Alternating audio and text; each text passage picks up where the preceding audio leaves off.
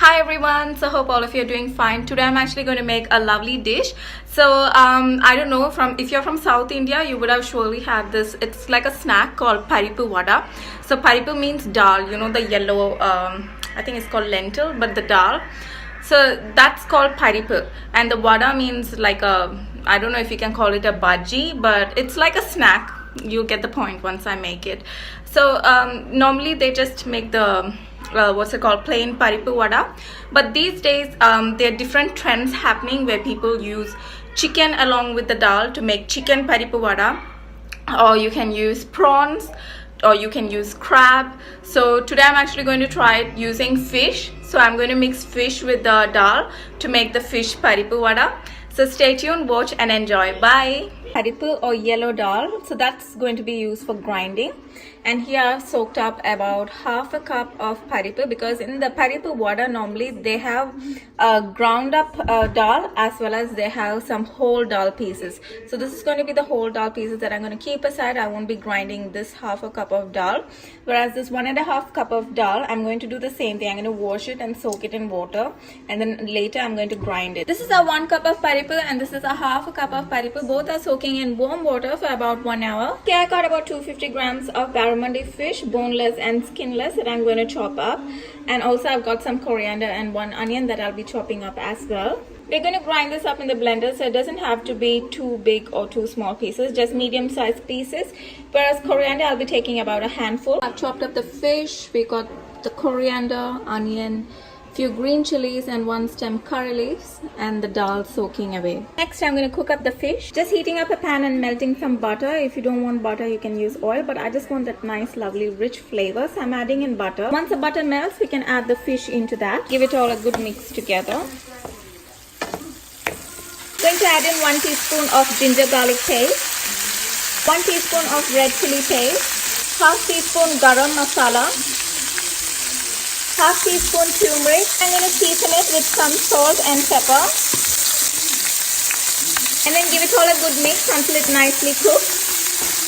Fish doesn't take that long to cook, so after 10-15 minutes we can take it off the heat. Our fish is nicely fried up and cooked. After 1 to 2 hours, the dal will turn nice and puffy. You can see that it's all puffed up and swollen. That's when we know that it's ready to be ground up. I'm not going to grind this up, whereas with the rest of them I'm going to grind it up in batches. So if you have a big blender, you can grind it up all together along with the fish, but I'm going to do it in batches because I'm going to use my little mini blender. We are not going to add in water while grinding. We want it to become into a nice chunky coarse paste. Only add in slight amount of water if it's not blending. I've added in half a teaspoon of fennel seeds into the blender, along with the onions, green chili, coriander, curry leaf, etc. So that's all that will fit into this blender at the moment. So I'll do the dal and the fish separately. Now I'm going to blend this up. There we are. It smells so good and it's nicely taking shape. I'm going to season it with a little bit of salt and give it another quick blend. Added a little bit of salt and now I'm going to blend it up. Now you can see that the texture is a bit pasty, but at the same time it's coarse as well. So I'm happy with this texture.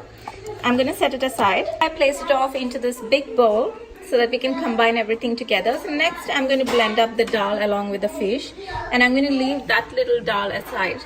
In goes the fish into the blender, and I'm going to add in the dal. I'm going to blend this up into a nice coarse paste. I'll season that with a little bit of salt as well, but at the end when we combine everything together we'll still check for taste, so don't add too much salt. There we are, so nice coarse paste again. I'm going to add this into this bowl along with this and combine it together. Also, before I forget, we can add in this half cup of whole dal into that as well, and I'm going to just combine everything together nicely. It just smells so lovely with all that coriander and chili and fish, dal.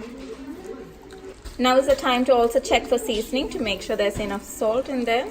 Next I'm going to add in 2 beaten eggs and 1 cup of flour that I'm going to sift into this. You can add in besan flour, but I'm going to add in plain flour because I don't have the besan flour. In goes the egg, and next I'm going to add in the flour. Sifting in the flour. And I also went and added in 1 tablespoon of corn flour, so that will make sure it stays intact while frying and does not crack or separate. Next I'm going to combine everything together. Now we'll end up getting this nice dense batter. Once that's done, using the hands, I'm going to roll it into balls and flatten the ball. So that's kind of like a cutlet shape. In order not to make this mixture stick to the hands, the best thing to do is to coat the palms of your hands with oil first and then try and roll this out. Cutlet shapes like these. Next, I'm going to heat a pan with oil and fry these up. Just heating the pan with some oil, frying it up nicely.